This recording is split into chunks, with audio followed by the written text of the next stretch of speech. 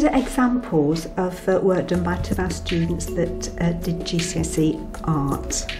This is Cheryl's work, and this was part of her self-portrait project, looking at things that had occurred in her childhood and looking at the work of Gina Garran that did work with dolls. She looked at fear of spiders, and then she looked at other things that had been issues for her when she was younger, such as going to the dentist and some of the responses that she'd had from visiting the dentist.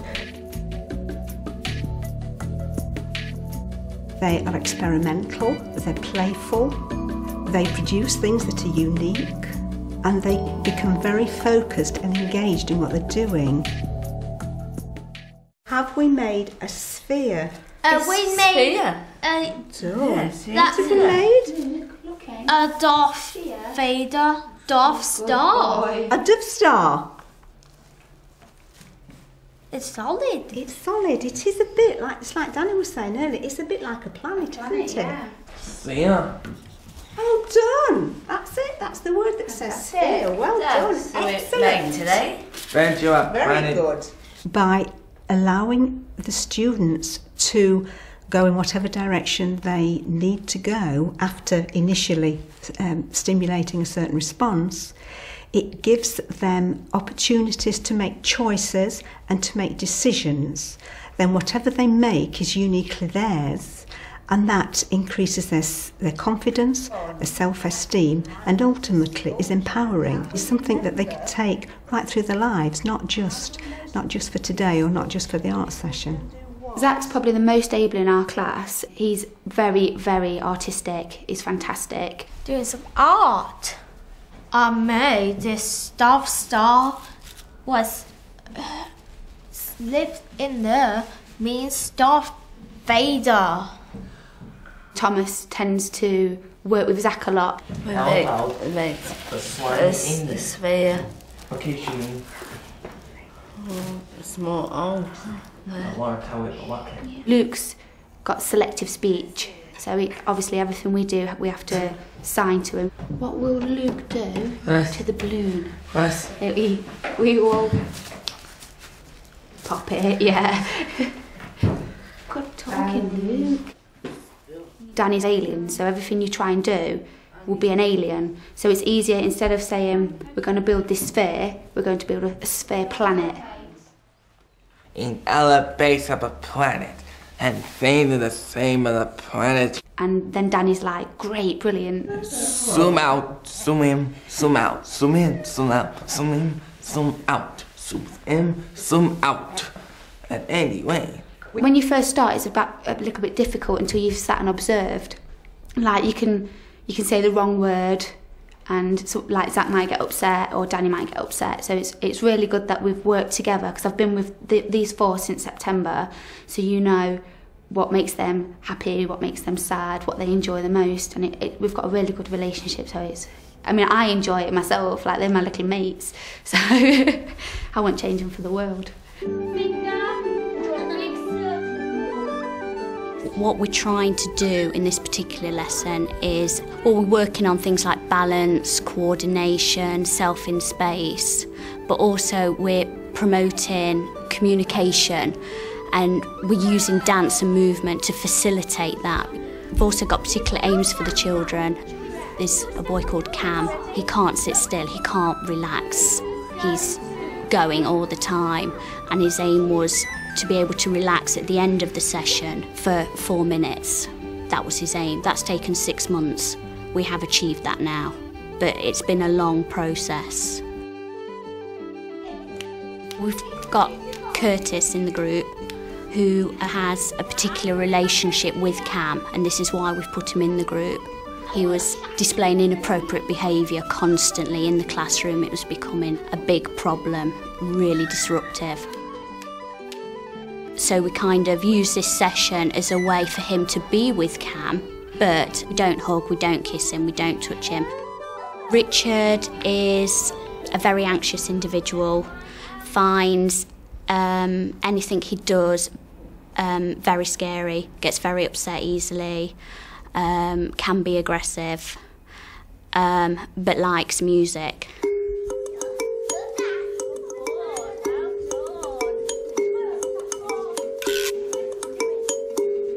We've done lots of work on locating parts of our body. We're looking at visual images of parts of our body. We're also locating them on other pupils. So it's classification of skills as well.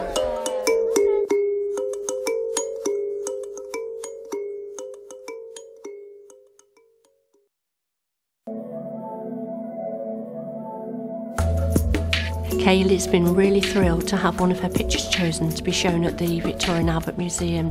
That's given her a real sense of self-esteem. So Kaylee's now going to go on to do a diploma course at a college near here, using those skills that she's learnt through the things that she's been exposed to at Rosehill School, which we're very proud of her. Look at the trees and think about not just looking straight at the tree, but maybe getting down on the ground and looking up at the trees and seeing all the light shining through the leaves.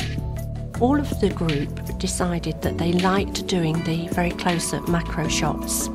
So what I did was I said, what we need to look at is our school environment, what our school means to us. What things do we see every day that we like? You know, it could be something like the door handle as you're going into the peg where you hang your coat every day. So we talked over a few things that we could take.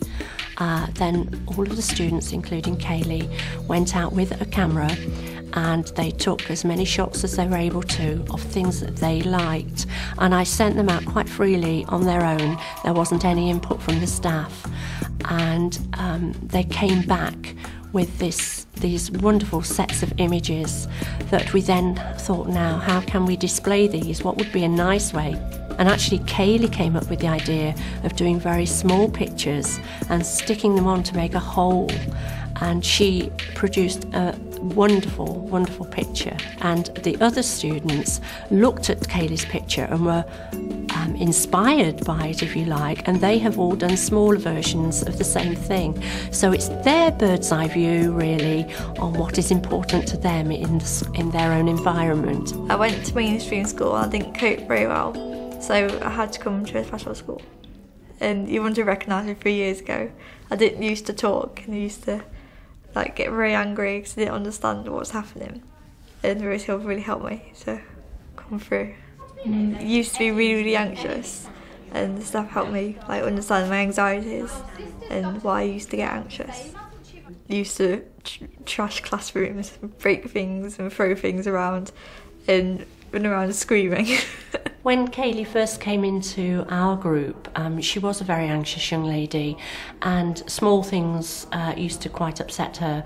And Kaylee sometimes, when she was very, very anxious, used to go back into being a little girl, and she'd talk to us in a little girl voice, and we knew then that she was experiencing sort of great anxieties because she was in this little girl mode.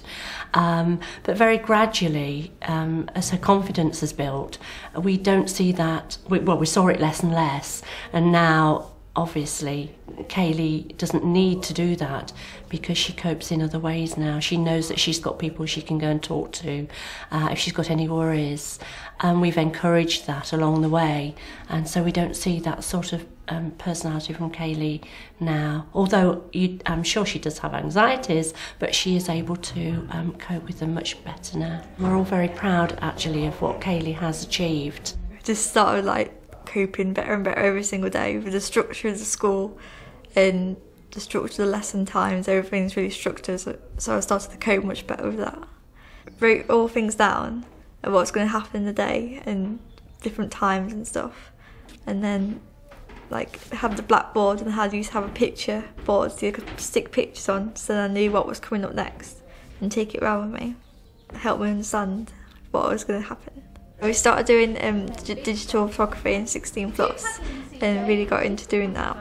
And then we started doing a digital OCN, so that was good fun. And we had regular art lessons, and there was opportunities to use the cameras in the art lessons, and so I started using them then. So it was good. Then got a digital camera at home, so I started using that more and taking lots of pictures. It just kind of went on from there. Martin Parr inspired me to do quite a lot of work. I saw a video about him at college and I liked how he took photographs of things close up and people being like natural, not really noticing the camera and stuff. I really enjoyed looking at his work. I do a lot more close-up work and stuff that like he's done photographs of, and that's inspired me to do like my photographs. Maggie is one of the TAs and she's into digital photography as well. So we both go out and take pictures and then we go look at them. And she like organises the lesson plans and sorts everything out and what we're going to do in the lesson. And then we just have fun with the cameras. In the photograph, I was looking around trying to find different things and there was a tiny fly in the very corner of it, stuck in a web. And I liked how the background was blurry, but the foreground is clear. I like the different colours, some of the all different shapes and how they kind of like to stand out when I saw the photograph. I like this one the best because the water looks like ice and it's all sparkly. And I like because the tap, some of it's in focus and some of it isn't. But the thing that did it for me was the water coming out the bottom. It just looks, it's like crystal. We were doing about our environment in school and I took pictures of all 16 plus in school and then put them together as a big montage.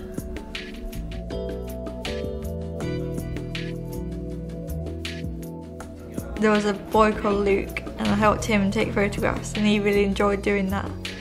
And he got quite severe autism, so he just like went around taking lots of photographs of things and he really enjoyed looking back at them. I applied to go to Grantham College and I applied to do a BTEC in art and design. It also covers things like pottery and photography and stuff.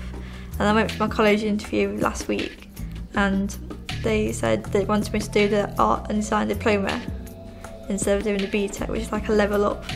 So I was really happy about that. They asked me like about my work and why I did different things in my work.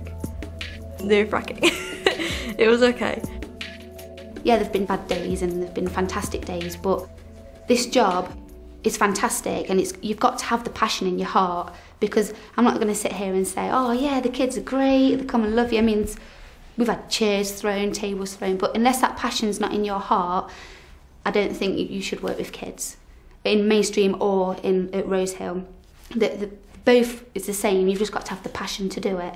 I think all schools would benefit by having artists working within them, even if it's only a short scale situation, because that can stimulate staff. It gives students alternative ways of looking at things and alternative ways of working and often alternative materials to work with, and in itself can be a great stimulus to the school and its environment.